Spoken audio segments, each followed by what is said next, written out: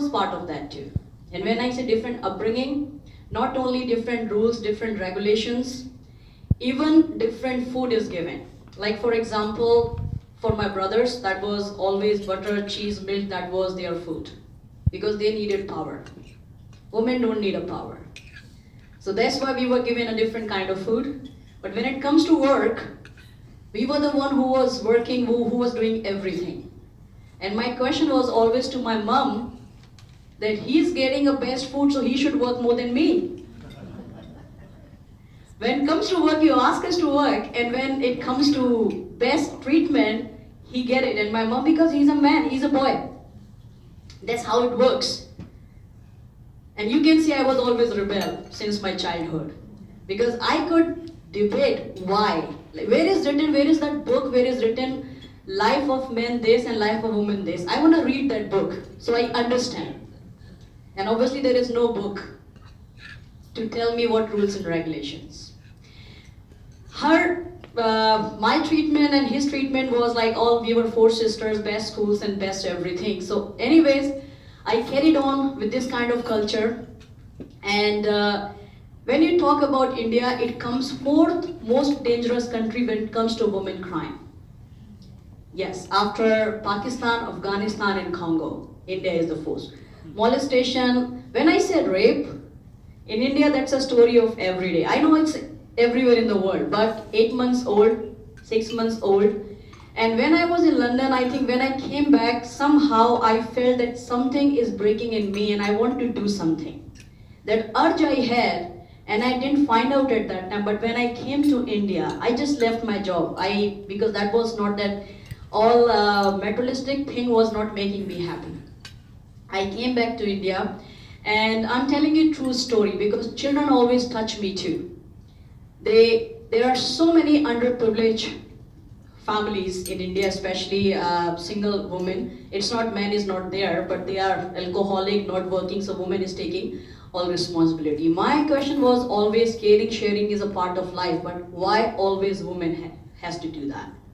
Why only from their side? I'm not talking about America, everyone, I'm talking about my country.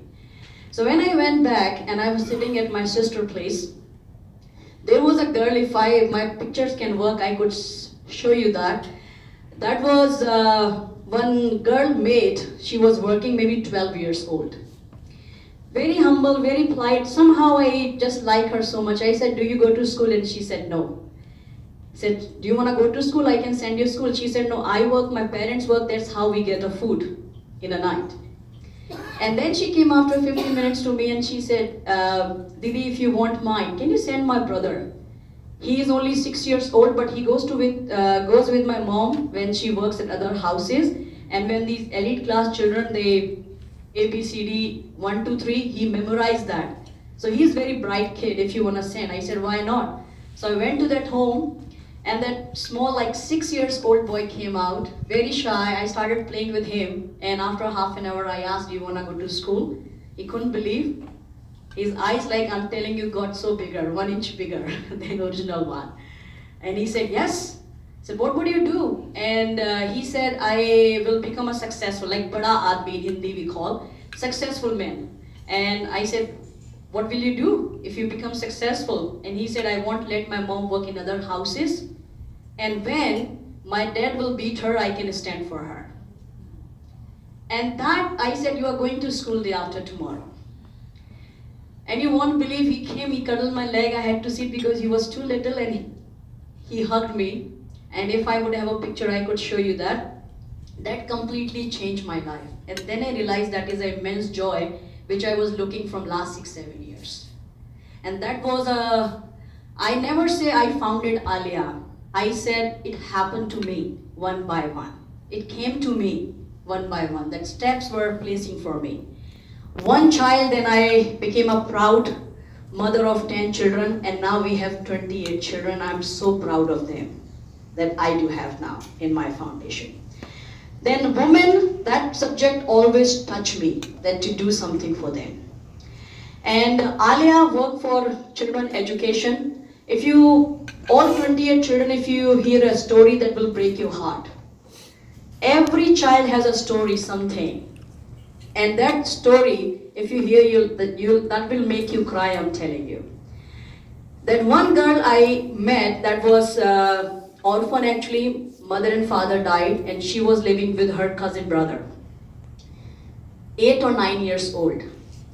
And their neighbors, they called me that we heard you run a foundation and you protect children. Can you come and protect this girl, because that girl is beaten almost every day. She works like a maid, and we want you to do something. That was so nice of them. I went to them, that couple, and they didn't understand who I am. I'm coming and interfering, because they said that is our relative, she's our property. We can do anything with her. We make her work, we make her maid, we beat her. Who you are? I said, listen, that's a crime legally. You can go to jail. And then I told them everything. Obviously, I was not nice very much. I had to just tell them a reality. And I said that if you do that again, what you need to do, we are sponsoring, you have to send her from tomorrow onwards to the school. And if you won't do it, and you beat like this, then definitely we go to police, and then you will be arrested and you go to jail. Anyway, this girl is going to school from last 7-8 months. I meet her whenever, like almost a month, and the family started behaving, not at least behaving well. She's working there too, but at least she is having 5-6 hours to breathe and make her life going to school. So this was the children's story for a woman. When I say like women in India, that always I'm very touched with this subject, because women in India is always a secondary citizen. At home, also that value which I see in England, when I was living at one of my friend's place, parents were there, 3 sisters were there, and father was asking opinion. Okay, what do you say about some important subject related to family? And that was my first interaction. Father is giving that value to the daughter. The daughter can be involved in an important affair of the family, because we were always sent outside. My cousin could sit there, who was 12 years old and I was 21 years old, but we were sent outside because for them, we don't have a brain to think. Man has that brain. And I'm not exaggerating anything. This is what exactly happened there.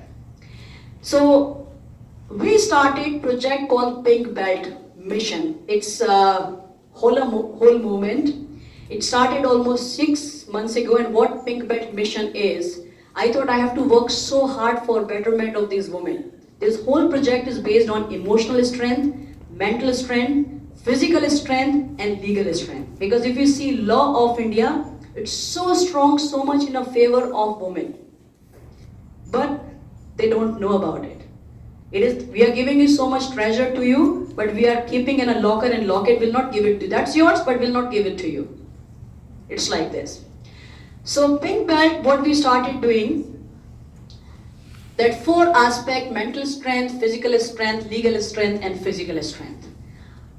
I studied legal rights in a favor of women, because on paper women seem so strong, but practically no.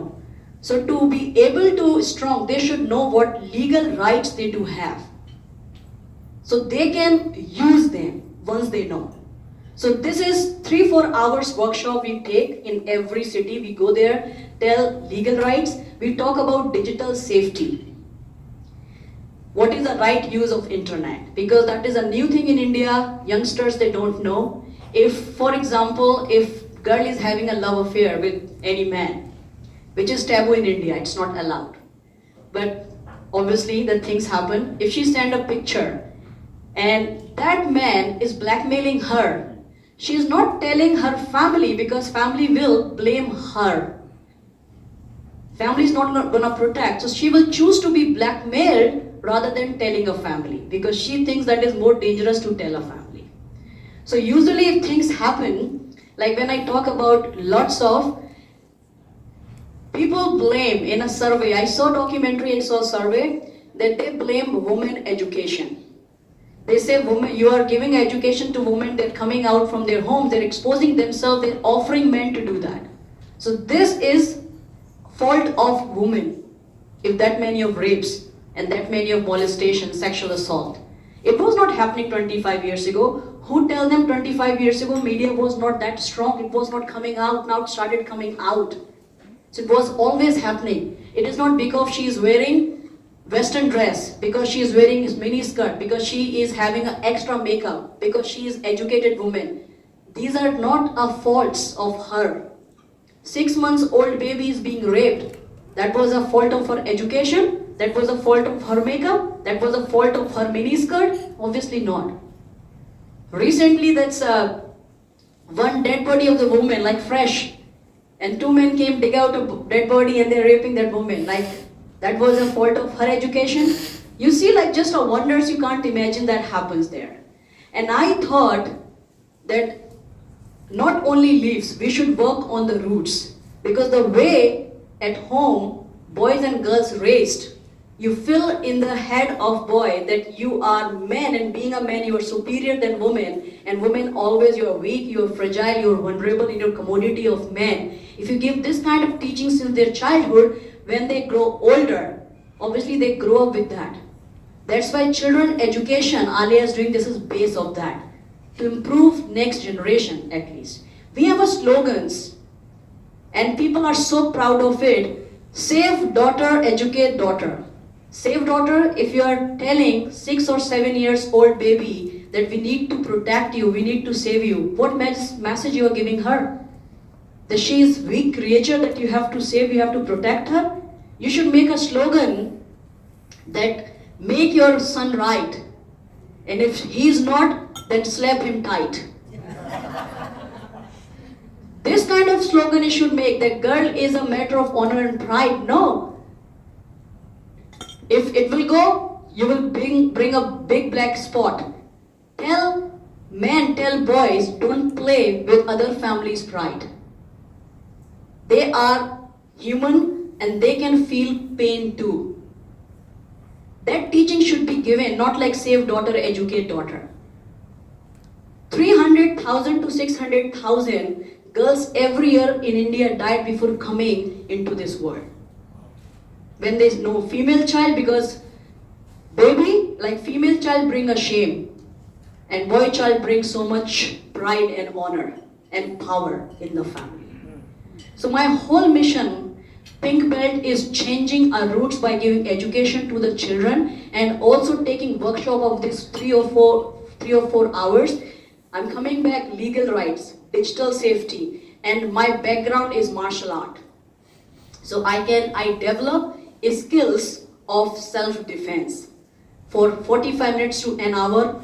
That is active session. And in that I clear their myths and misconception that I'm not trying to make you Bruce Lee or Jackie Chan. Right? It is just a simple techniques how to use Facebook and WhatsApp in the same way you can use it.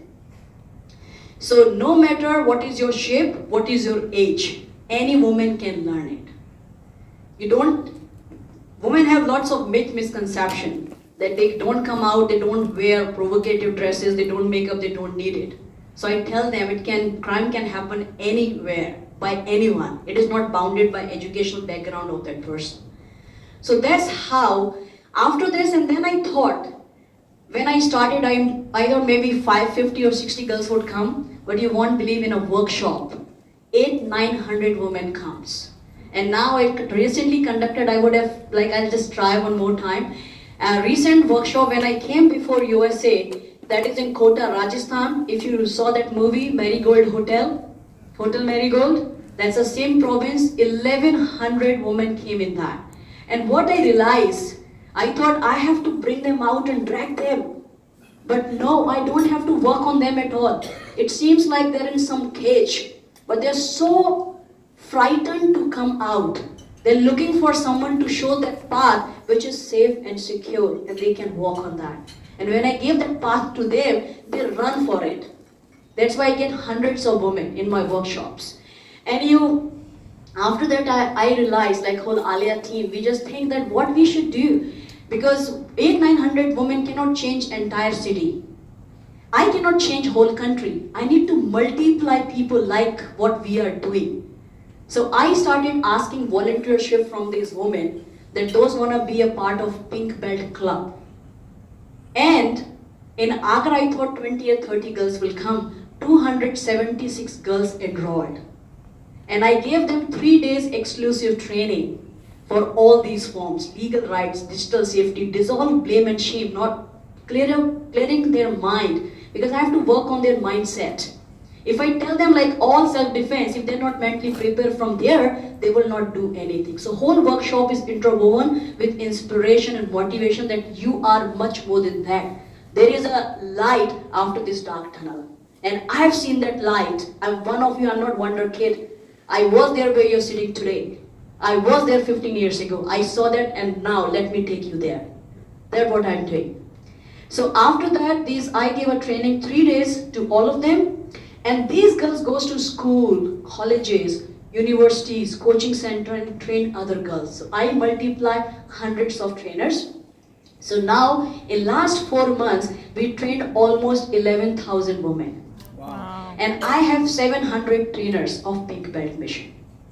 And in July, August, September, October, these 4 months, I have already data from almost 7 cities of 38,000 women. Upcoming training is gonna come. So everyone, this is but why I'm standing here, that is only because of one person, Lulu, sitting right there.